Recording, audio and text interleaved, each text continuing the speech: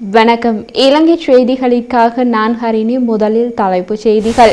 ஜனாதிபதி அனுர தலைமையில் மாவீரர் தினத்தைப் போல இலங்கை உள்நாட்டு போரில் உயிரிழந்த இராணுவத்தினருக்கு நினைவேந்தல் நிகழ்வு. இனவாதத்தால் இரத்த ஆறுவோடிய இந்நாட்டில் மீண்டும் அந்த நிலைமைக்கு இடமளிக்கப் போவதில்லை என கூறிய ஜனாதிபதி அனுர, அது நிறைவேறுமா? ராஜித சேனாரத்ன கருத்து. அனுர ஆட்சியில் மாவீரர் வார நிகழ்வுகள். இராணுவத்திற்கு கடும் உத்தரவு. இனி விரிவான செய்திகள். சம்பூர் ஆலங்குளம் மாவீரர் நாள் நினைவேந்தல் ஏற்பாட்டு குழுவின் ஒழுங்கமைப்பில் சம்பூர் கலாச்சார மண்டபத்தில் இன்று திருகோணமலை மாவட்டத்தை சேர்ந்த மாவீரர்களின் பெற்றோர்களை மதுபளித்து கௌரவிக்கும் நிகழ்வு இடம்பெற்றது. அதனைத் தொடர்ந்து மாவீரர்களின் பெற்றோர்களினால் பொதுச்சுடர் ஏற்றப்பட்டு உயிர்நீத்த உறவுகளுக்காக மௌன அஞ்சலி செலுத்தப்பட்டது. இதன்போது திருகோணமலை மாவட்டத்தைச் சேர்ந்த 350 மாவீரர்களின் பெற்றோர்களுக்கு தென்னை மர கன்றுகள் வழங்கப்பட்டிருந்தன. அத்தோடு அவர்களது குடும்பங்களுக்கான மதிய உணவும் வழங்கப்பட்டது. இந்த நிகழ்வில் திருகோணமலை மாவட்ட நாடாளுமன்ற உறுப்பினர் சண்முகம் குகதாசன், மாவீரர்களின் பெற்றோர்கள், பொதுமக்கள் என பலரும் கலந்து கொண்டமை குறிப்பிடத்தக்கது. இலங்கையில் தமிழர்கள் மாவீர தினத்தை கொண்டாடுவதையும் அதில் கார்த்திகை பூவுக்கு முக்கியத்துவம் கொடுப்பது போலேயும் இலங்கை உள்நாட்டு போரில் உயிரிழந்த இராணுவத்தினருக்கு அஞ்சலி செலுத்தும் நிகழ்வு இடம்பெற்றது. தமிழர்கள் கார்த்திகை பூவுக்கு முக்கியத்துவம் கொடுப்பது போல அதில் பொப்பி மலருக்கு முக்கியத்துவம் கொடுக்கப்பட்டிருக்கிறது.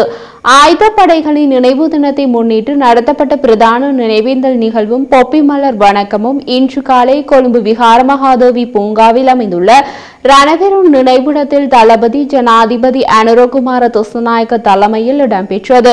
முதலாம் உலகப் போரில் இருந்து இன்று வரை தாய்நாட்டின் பாதுகாப்பிற்காக உயிர் தியாகம் செய்த இராணுவத்தினரை நினைவு கூறும் முகமாக இலங்கை சேவை முக்தா பட்டா சங்கம் ஆயுதப்படைகளின் ஒத்துழைப்புகளுடன் வருடாந்தம் இந்நிகழ்வை ஏற்பாடு செய்து வருகின்றது. நிகழ்விடத்திற்கு வருகை தந்த ஜனாதிபதி அனுரகுமார இலங்கை சேவா முக்த பட்டா சங்கத்தின் பொதுச் செயலாளர் இராணுவத்திலிருந்து ஓய்வு பெற்ற லெப்டினன்ட் கர்னல் ஹஜித் சியாம்பலாம்பிட்டிய வரவேற்றார். புத்த, இந்து, இஸ்லாமிய, கிறிஸ்துவ அனைத்து சமய வழிபாடுகளின் பின்னர் வீரமரணம் அடைந்த இராணுவத்தினரை நினைவு கூர்ந்து 2 நிமிட மௌன அஞ்சலி செலுத்தப்பட்டது.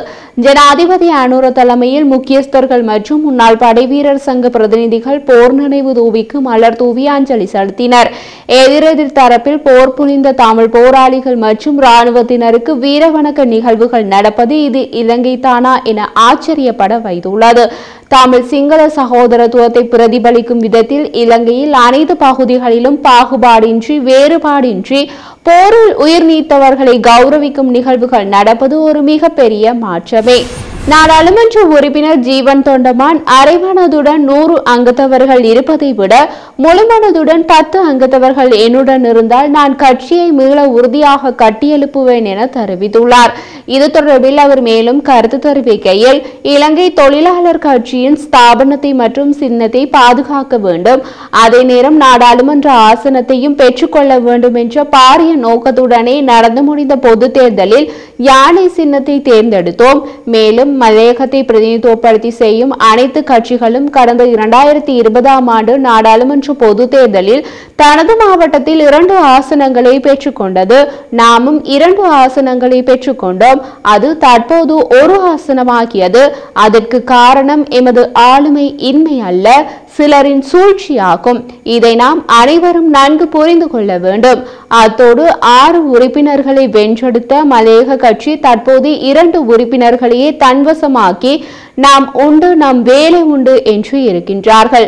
அதேபோல் சஜித் பிரேமதாச 60 உறுப்பினர்கள் வைத்திருந்தவர் தற்போது 35 ஆசனங்களை வென்றெடுத்து கவலையின்றி எதிர்க்கட்சி தலைவர் ஆசனத்தில் அமர்ந்திருக்கிறார். மஹிந்த ராஜபக்ஷ 153 ஆசனங்களை வைத்திருந்தவர் இன்று 3 ஆசனங்களை வைத்திருக்கிறார். இவர்களை இவ்வாறு செயற்படும் போது நாம் நடத்தியவையை நினைத்து கவலை கொள்ளாமல் எதிர்காலத்தினை நோக்கிய பயணத்தை வெற்றி கொள்வோம். இறந்து போன யானைக்கு 53 நாட்களில் உயிர் கொடுத்து இருக்கிறோம். அதை நினைத்து நாம் பெருமை கொள்ள வேண்டும். இதை விடுத்து நாம் கவலை கொள்ள தேவையில்லை என தெரிவித்துள்ளார்.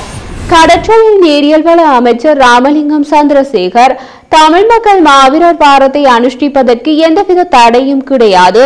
அவர்களின் நினைவேந்தல் நிகழ்வுகளை நடத்த முடியும் என தெரிவித்தார். அங்கு அவர் மேலும் கருத்து தெரிவிக்கையில், தமிழ் மக்கள் மாவீரர் தினத்தை இம்முறை எவ்விதமான கெடுபிடிகளும் அடக்குமுறைகளும் இல்லாமல் அனுஷ்டிக்க முடியும். அதற்கு எந்தவிதமான தடையும் கிடையாது. மாவீரர் நினைவேந்தல் நிகழ்வுகளில் பங்கேற்பவர்களை புகைப்படம் எடுக்க வேண்டாம் என பாதுகாப்பு தரப்பினருக்கு அறிவுறுத்தப்பட்டுள்ளது. எனவே மக்கள் சுதந்திரமான முறையில் மாவீரர் வாரத்தை அனுஷ்டிக்க முடியும். அது அவர்களின் உரிமை. அதற்கு அரசு தடை எதுவும் போடாது என தெரிவித்தார். கடந்த காலத்தில் மாவீரர் தினம் அனுஷ்டிக்க அனுமதிக்கப்பட்ட போது அதில் கலந்து கொண்டவர்களை புலனாய்வு துறையினர் புகைப்படம் எடுத்த சம்பவம் இடம்பெற்றன. அம்முறை புகைப்படம் எடுக்கக்கூடாது என்று உத்தரவிடப்பட்டிருப்பது ஜனாதிபதி அனுரவின் புதிய அரசின் நேர்மையான செயற்பாடு என்றே எடுத்துக் கொள்ளலாம். இதேவேளை தமிழின் விடுதலைக்காக உயிர் தியாகம் செய்த மாவீரர்களுக்கு தமிழர் தாயகமெங்கும் மாவீரர் வாரத்தின் இறுதி நாளான கார்த்திகை 27ஆம் நாள் உணர்வெழுச்சியுடன் நினைவேந்தல் முன்னெடுக்கப்படுவது குறிப்பிடத்தக்கது. இலங்கையில் தமிழ் மக்கள் ஜனாதிபதி அனுரவின் தேசிய மக்கள் சக்தி கட்சிக்கு கொடுத்த ஆதரவு பல சிங்கள அரசியல்வாதிகளுக்கு புதிய யதார்த்தத்தை காட்டியுள்ளது. ரணில் விக்ரமசிங்கவின் தலைமையின் கீழ் செயற்பட்ட முன்னாள் நாடாளுமன்ற உறுப்பினர் ராஜித சேனாரத்ன தமிழ் மக்களின் உரிமைக்காக குரல் கொடுத்துள்ளார். அது தொடர்பாக பேசிய அவர், தமிழ் முஸ்லிம் மக்களின் உரிமைகளை வழங்கி நாட்டின் தேச பிரச்சினைக்கு தீர்வு காண அரசாங்கம் செல்லும் பயணத்திற்கு நிபந்தனையற்ற ஆதரவு வழங்க தயாராக இருக்கிறோம் என்று தெரிவித்தார். இனவாதத்திற்கு இடமளிக்கப் போவதில்லை என்ற கொள்கையை ஜனாதிபதி அனுரவின் ஜேவிபி ஆரம்ப காலத்தில் எடுத்திருந்தால் நாட்டில் இரத்த ஆறு ஓடி இருக்காது என தெரிவித்தார். அவர் அங்கு தொடர்ந்து தெரிவிக்கையில், இனவாதத்தால் இரத்த ஆறு ஓடிய வரலாறு கொண்ட இந்த நாட்டில் மீண்டும் அந்த நிலைமை இடம்பெற போவதில்லை என ஜனாதிபதி அனுர தனது கொள்கை விளக்க உரையில் தெரிவித்திருந்தார். ஜனாதிபதியின் இந்த கூற்றை வரவேற்கிறேன். நாட்டின் அபிவிருத்திக்கு தேசிய பிரச்சினைக்கு தீர்வு முக்கியமாகும். மக்கள் விடுதலை முன்னணி எனப்படும் ஜேவிபி 1980 கால பகுதியில் முன்னெடுத்து வந்த புரட்சியினால் நாட்டில் இரத்த ஆறு ஓடியது. இனவாதத்திற்கு எதிரான நிலைப்பாட்டை அவர்கள் அன்று கடைபிடித்திருந்தால் நாட்டில் இரத்த ஆறு ஓடி இருக்காது.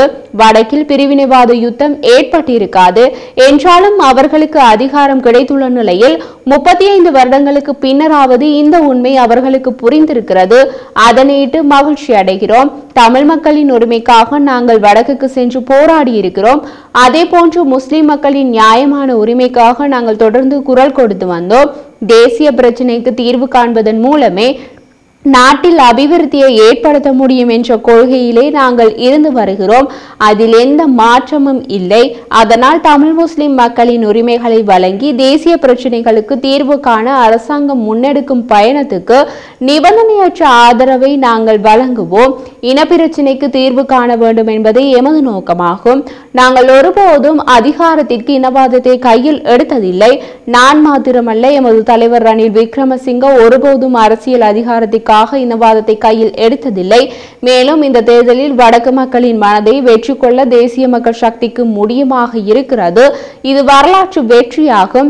ஜனாதிபதி அனுரகுமாரவின் தேசிய மக்கள் சக்தி தனது இனவாத மதவாதத்தை நிராகரிப்பதற்கு வடக்கு மக்களின் ஆதரவு காரணமாக இருக்கலாம். அதனால் தமிழ் மக்களின் தேவைகளை உணர்ந்து அதனை நிறைவேற்றும் வகையில் அரசாங்கத்தின் பயணம் இருக்க வேண்டும் என்று தெரிவித்தார் முன்னாள் நாடாளுமன்ற உறுப்பினர் ராஜித சேனாரத்ன. கடந்த ஆட்சி காலங்களில் அச்சத்தின் மத்தியில் நடந்த மாவீரர் வார நிகழ்வு ஜனாதிபதி அனுர ஆட்சியில் சுதந்திரமாகவும் வெளிப்படைத்தன்மையுடனும் நடக்க தொடங்கியுள்ளது. யாழ்ப்பாணம், தீவகம், வேலனை, துறையூர் பகுதியில் மாவீரர் பெற்றோர்கள் மற்றும் உறவினர்களை கௌரவிக்கும் நிகழ்வு ஒன்று இடம்பெற்றுள்ளது.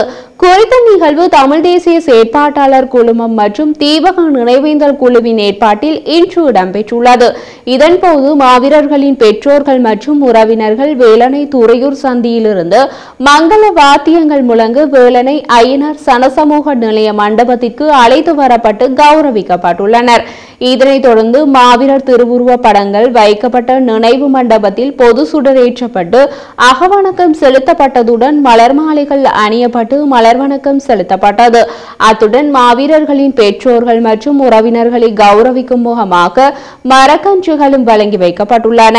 மேலும் இந்த நிகழ்வில் யாழ்ப்பாணம் தீவக பகுதி மாவீரர்களின் பெற்றோர்கள், உறவினர்கள் மற்றும் பொதுமக்கள் என பலரும் கலந்து கொண்டுள்ளனர்.